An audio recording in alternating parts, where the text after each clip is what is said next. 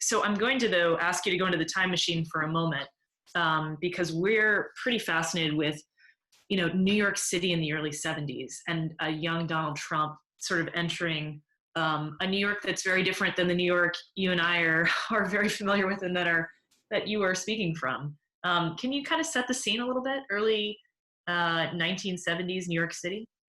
So the New York City of the early 1970s was made for someone like Roy Cohn, made for someone like Donald Trump. There were media wars breaking out. The city was decadent, but it was about to have a resurgence. And it was a city in search of heroes, in search of characters, in search of people it could admire or at least follow. Roy should have been discredited in the 1950s when he was tarred by the McCarthy hearings, the Army McCarthy hearings. But amazingly, by the 1970s, he was the man about town. He was the one who connected everyone. He was the one who put people together and deals together. And he somehow intuited, somehow figured out that New York was waiting for people like Donald Trump. But Roy at the time is working out of his townhouse, working and living out of his townhouse. Can you tell me about his place on the Upper East Side? So Roy, in typical fashion, had a beautiful townhouse that was falling apart around the seams, but it was his home and it was his office. So he didn't pay rent. He was nowhere to be found on the lease or the mortgage, and yet he had a downstairs that was buzzing with switchboard operators and people waiting sort of in line to see him. And then he lived on the upper floors in a bedroom lined with toy frogs, plastic frogs and rubber frogs that were his collecting passion for some reason. And then on the deck, on the rooftop deck, he would sit sort of taking people as he sat in his bathing suit and suntanned. What sort of figures were kind of coming in and out of the townhouse, the types of clients that Roy was representing at the time?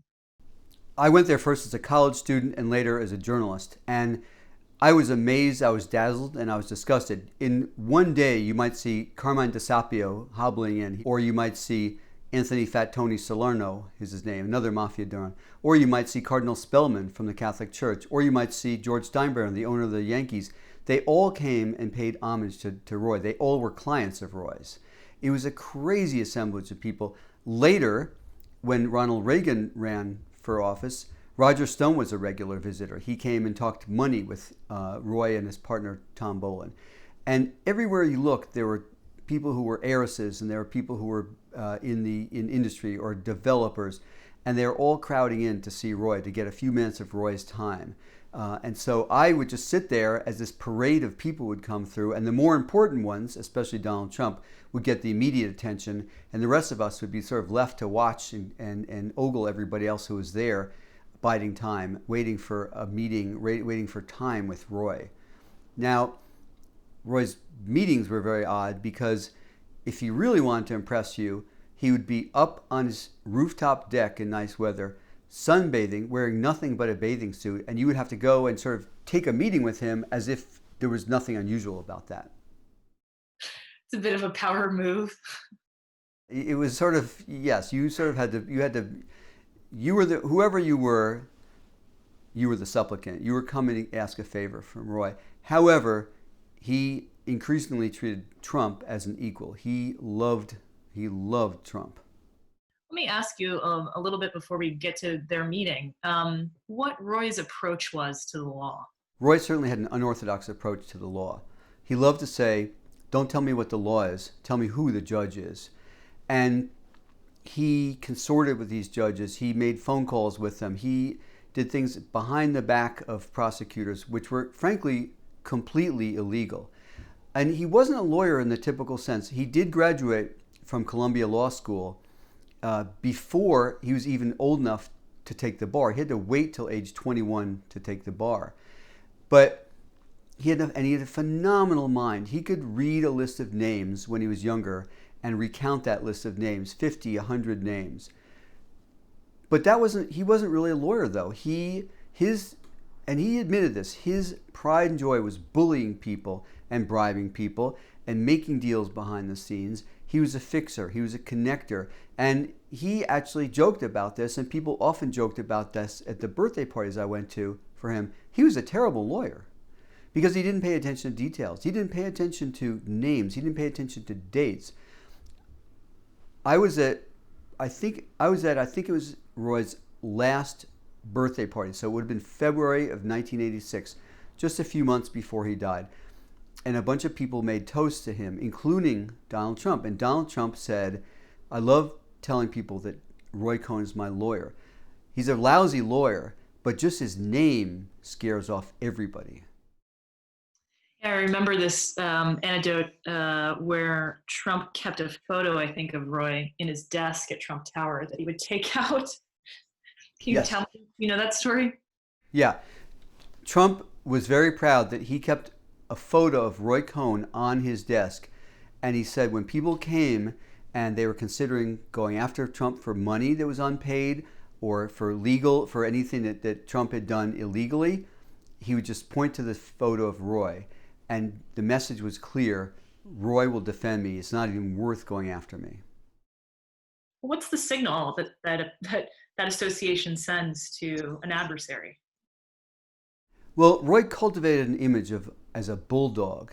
Nothing, nothing would stop him from tarring opponents or even doing illegal things. And everybody in New York knew it. You did not want to tangle with Roy Cohn. Not because he knew the law, not because he would pay attention to your case, but because he knew before anybody else did that the court of public opinion is often more important than a court of law. Let me ask you a little bit about when Cohen and Donald Trump meet at Le Club. Do you remember what the discussion is about in that first encounter? There's a case that Trump has around that time. Sure, Roy was very proud, and he told me when I was writing a paper during college that he was the kind of person, the kind of lawyer who would never admit guilt, never admit he was wrong. He would always go on the offensive, on the counterattack. Nothing is more revealing of that than his first meeting with Donald Trump. In 1973, one of the places to see and be seen in Manhattan was called Le Club. And Roy was there holding court, as he often did. And Roy was in his mid to late 40s. Donald Trump walked in. He was young. He was in his late 20s. He was not a known person at that time. His father was a developer. Donald Trump was under the wings of his father. And he saw Roy Cohn sitting at a table in the middle where Roy liked to sit. And Trump said, I know about you. Can I ask you a question? And the question was, the U.S. Justice Department was going after the Trumps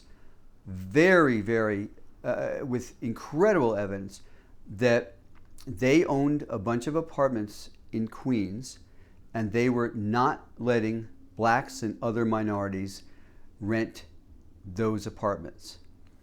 And Trump said, my lawyers say I should just settle out of court, just pay some fine and settle out of court. And Roy famously said, don't do that. He said, just go after the Justice Department. Don't ever admit guilt. And Trump was intrigued and asked for a meeting with Roy later in private. And Roy recounts this. Roy recounted this to me and to many other people. Roy said to him when they met, you might be guilty. It doesn't matter. I want you to go after the Justice Department. And they ultimately decided that Trump, instead of admitting guilt, and he was guilty of discriminating against people, Trump countersued the Justice Department for $100 million. Now, the evidence there was a preponderance of evidence. The files from people who wanted to rent were marked C for colored by Trump's people. C for colored. And then they basically threw them in a garbage can. And the Justice Department had it. And remember, this is a time in the early 1970s when the Justice Department was becoming more vigorous about enforcing civil rights.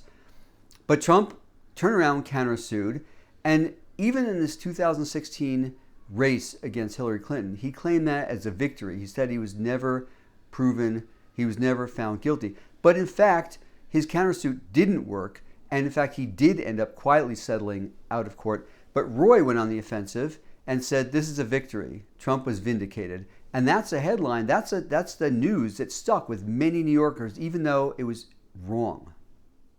How formative was that experience for Trump, do you think? I mean, to I mean, to sort of be introduced to Roy Cohn's playbook in the way in which he was, and to have seen sort of, anyway, to have seen how it would play out publicly. So that was a defining moment for Donald Trump. Donald Trump was on the ropes. There was no doubt that he and his father had been racist. There was no doubt they had discriminated. There was no doubt there was wrongdoing. And yet, Roy Cohn showed him that you can turn around a situation. You can make it yours. You can own it just by ignoring the facts, completely ignoring the facts, and going after your attacker. I wonder, because we don't have a sense of this, about Roy's approach to race relations and Roy's understanding of race. I don't know much about that. Do you know? I find myself wondering all the time what Roy really thought about race relations. And Roy didn't really talk about that much, but Roy did have a few friends who were black, a few friends who were Hispanic. And I actually think that Roy would not approve of the way that Trump plays a race card. What did Cohn teach him about working the levers of power in New York? New York in the 70s, when Trump and Cohn met, was really a place of who you know. It was a place of what they called the favor bank. So Cohn was a Democrat, and yet he was very plugged in with Republicans. And his law firm had a high-ranking Bronx Democratic operative, and he was friends with Mayor Abe Beame, who was a Democrat. And yet, Cohn prided himself on having been friends with Richard Nixon right before that. And so the lesson from Roy Cohn was, don't go the way the establishment does. Don't play by the rules. Cheat and lie and swindle and threaten. Again and again with building projects, Roy showed Trump that he could get around zoning ordinances, he could get around unions, he could get around the norms by dealing with the mafia, by threatening people, by basically buying off politicians, because that's what Roy did. I think about his attack strategy to redefine the debate, to get off the issue. Help me understand what he's doing there. What is that playbook? Roy was way ahead of his time in manipulating the media. There was no social media there, and yet Roy defined the story every day or every week. And he would be asked questions, straightforward questions, about all kinds of cases he had been involved in, and he would dodge them, and he would change the narrative, and he would make up things, and he would distract and divide. And that's pure Trump. That's what Trump does so well. That came from Roy. It was recasting a loss, right? Or never admitting defeat. I mean, as he did in the housing discrimination case. Yeah, Roy taught Trump three important lessons, unfortunately for all of us. One, never admit you're wrong. Two, go on the counteroffensive. And three, divide and conquer. Find someone to scapegoat. Find someone to blame. In Roy's case, he blamed communists. He blamed gay people. In Trump's case, it's the other. It's anybody else. Let me ask you a little bit about Trump's relationship with Roy versus his relationship with his own father. I mean, in many ways, we look to, the Fred Sr. relationship, and we've talked to folks who are really sort of Trump biographers that have helped us with that dynamic. But when you think about the relationship he had with Roy, how significant was that compared to, the relationship he had with his dad? To understand Trump's relationship with Roy, you have to understand both men's relationships with their own fathers. Trump and Roy each had a father who was emotionally distant, who was very demanding, and who had high expectations for his son. In the case of Trump was kind of emerged as the star son at some point, and Roy was the only son. Both fathers were from the outer boroughs. Both fathers wanted to make it in Manhattan. That was a hugely important thing in the 60s and 70s in New York, to not be an outer borough kind of has-been, but to be in the limelight of Manhattan. And I think that Trump saw in Roy someone who was encouraging like a father, someone who was paternalistic, someone who was caring, someone who was loving in his own way, more than Fred Trump had been. Roy was that to Donald. Several times I was at a party at Roy's townhouse, and Trump would come in characteristically late. He would come in late, and Roy would just stop looking at whoever he was with. It could have been Andy Warhol. It could have been Norman Mailer. It could have been Mike Wallace, the reporter, the journalist. Roy would stop looking at a person, and his attention would fixate on Trump. And Trump would only stay for a little while. Trump started to put appearances in, but Roy was all Trump when Trump was there. And years later, I saw interviews that Roy did talking about how much he believed in Trump, that Trump could be a president, that Trump could be a negotiator for nuclear matters. It was odd. Roy was friendly with many people. He had many disciples and young people he liked, but nobody as much as Trump. Roy is really a figure of Washington who comes to New York really with his tail between his legs after the Army McCarthy hearings, and meets Donald Trump and infuses a certain approach to government, approach to politics, approach to adversaries and criticism. But what do you think he maybe plants in terms of politics and ambition with Trump? Do you think there's do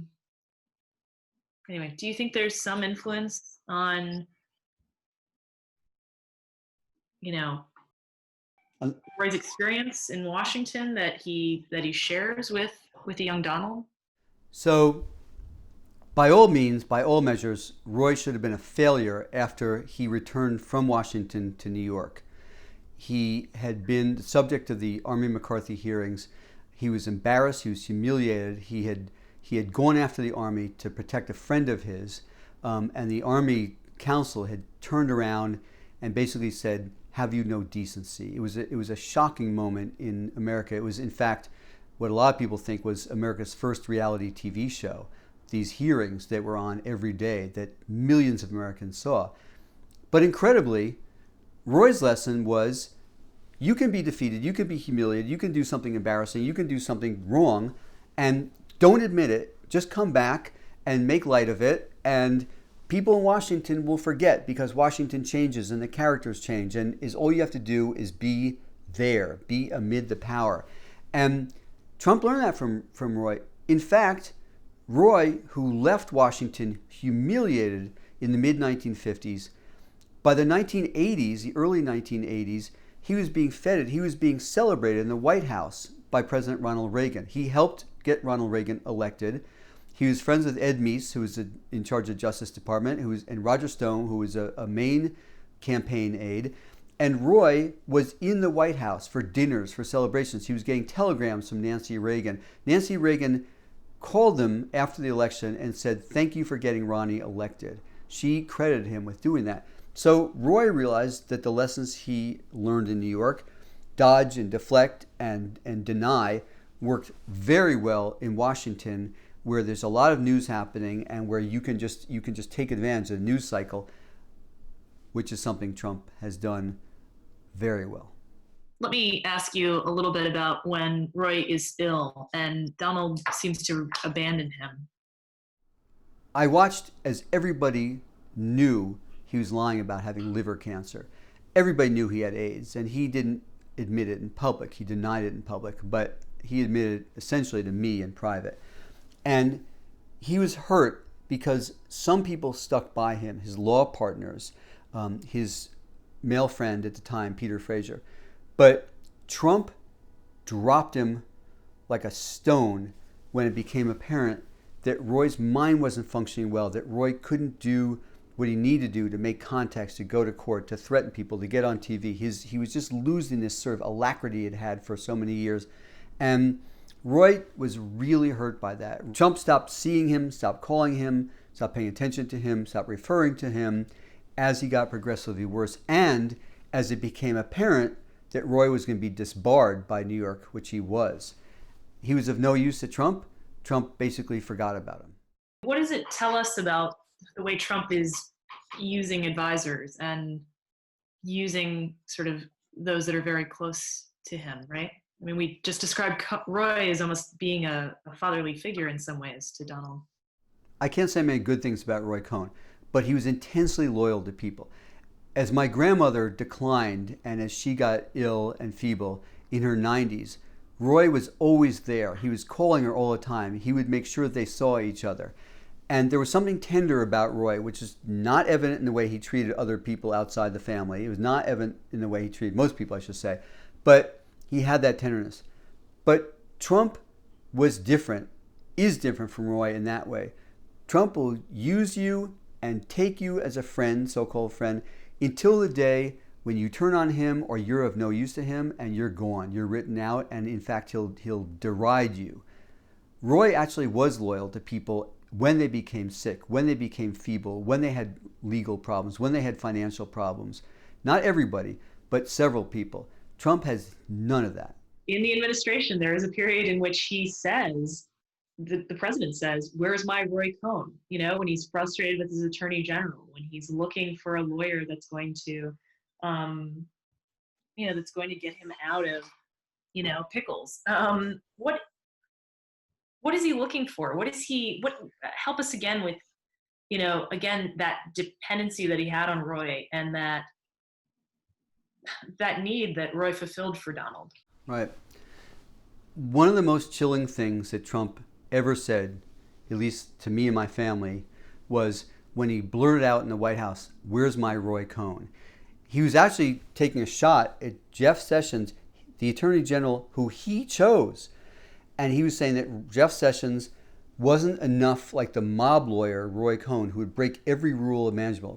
Jeff Sessions, who was, to my family's mind, very pro-Trump, wouldn't cross a certain line in defending Trump. He wouldn't stop investigations. Trump was saying that evening, he was saying, "I need somebody who's going to fight dirty for me. I need somebody who's going to break every rule imaginable." And that was so revealing, that comment, and so frightening about where we are in this country, about the fact that the president is reminiscing and calling for his mob fixer to fix things in Washington. Help me understand. Roy Cohn was somebody that broke the rules in order to defend his clients. I mean, he was somebody that painted outside the lines, but ultimately he's disbarred. I mean, this is fact, right? That this is a certain approach to law, right? And so the president isn't asking for, a traditional establishment sort of DC figure at this moment. He's looking for a fixer. Roy Cohn changed Trump's life. Roy Cohn brought him into spotlight. Roy Cohn showed him how to grab power and keep power and push other people away from power. And the fact that Trump, years later, decades after Roy's death, is still yearning for a Roy Cohn, that's frightening for all of us. That means that Trump knows he wants somebody who will throw apart any convention, who will not be stopped by legal bounds, who will do Trump's bidding in every way possible. That's really scary.